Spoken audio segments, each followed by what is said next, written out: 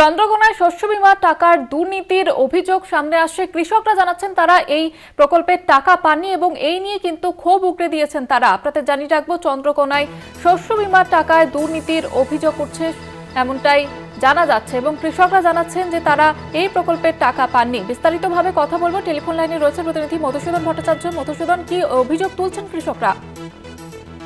দেখো জুহিতা, শস্য বীমার টাকা নিয়ে কিন্তু চরম দুর্নীতির যে অভিযোগ, সেই দুর্নীতির অভিযোগ কিন্তু সামনে তুলল চন্দ্রকোনা 1 নম্বর পঞ্চায়েত সমিতির সহসভাপতি সূর্যকান্ত দোলই। সম্পূর্ণ বিষয়টি নিয়ে কিন্তু ব্লক প্রশাসন পাশাপাশি বিভিন্ন দপ্তরেও কিন্তু লিখিত অভিযোগ করেছেন তিনি।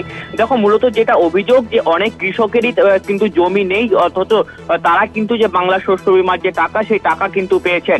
অপরদিকে যে সমস্ত কৃষকের কিছু সামান্য পরিমাণে জমি থাকলেও তারা কিন্তু বেশি পরিমাণে তাদেরকে কিন্তু যে ভুয়ো নথি, সেই ভুয়ো নথি দেখিয়ে কিন্তু তারা যে পরিমাণে তাদের যে কৃষি জমি দেখানো হয়েছে, এমনকি এই যে বাংলা শস্য বীমার যে ক্ষয়ক্ষতির যে টাকা, সেই ক্ষয়ক্ষতির টাকাও কিন্তু বেশি পরিমাণে পেয়েছে, এমনই কিন্তু অভিযোগ করছেন। পাশাপাশি কিন্তু সমস্ত বিষয়টি নিয়ে কিন্তু ব্লক প্রশাসন পাশাপাশি বিভিন্ন দপ্তরে কিন্তু তিনি সমস্ত বিষয়টি নিয়ে যেমন একদিকে উপস্থিত হয়েছে।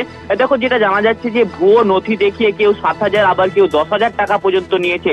এখানে একটা প্রশ্ন উঠছে যে যাদের যে সমস্ত কৃষকদের জমি নেই, তারা কিভাবে ভুয়ো তথ্য দেখিয়ে তারা ওখানে জমা করলো, তাদেরকে কেন ভেরিফিকেশন করা হলো না?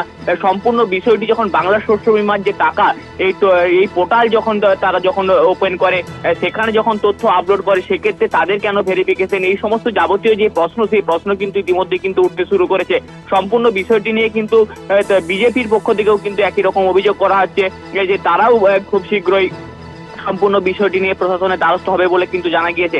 দেখো, চন্দ্রকোনা 1 নম্বর ব্লকের যে মনোহরপুর গ্রাম পঞ্চায়েতের ফুলচক গ্রাম, সেখানেই কিন্তু এই অভিযোগ সামনে এসেছে। তবে শুধুমাত্র ওই ফুলচক গ্রাম নয়, পাশাপাশি চন্দ্রকোনা 1 নম্বর ব্লকের আরো বেশ কয়েকটি গ্রাম রয়েছে, সেখানেও একই রকম ভাবে অভিযোগ উঠতে শুরু করেছে। তবে অন্যান্য যে সমস্ত কৃষকরা তারা যেমনটা বলছেন যে আমরা এই বাংলা শস্য বীমার এখনো পর্যন্ত টাকা পাইনি, অথচ যাদের জমি রয়েছে তারা সেভাবে এখনো পর্যন্ত টাকা পাচ্ছে না। অপরদিকে যাদের জমি নেই তারা টাকা পাচ্ছে। অপরদিকে যে সমস্ত কৃষকদের অল্প পরিমাণে জমি, সেই অল্প পরিমাণে জমি থাকলেও তারা কিন্তু বেশি পরিমাণে জমি দেখিয়ে তাদের যে ক্ষয়ক্ষতির পরিমাণ, সেই ক্ষয়ক্ষতির পরিমাণ যেমন একদিকে বাড়ানো হয়েছে।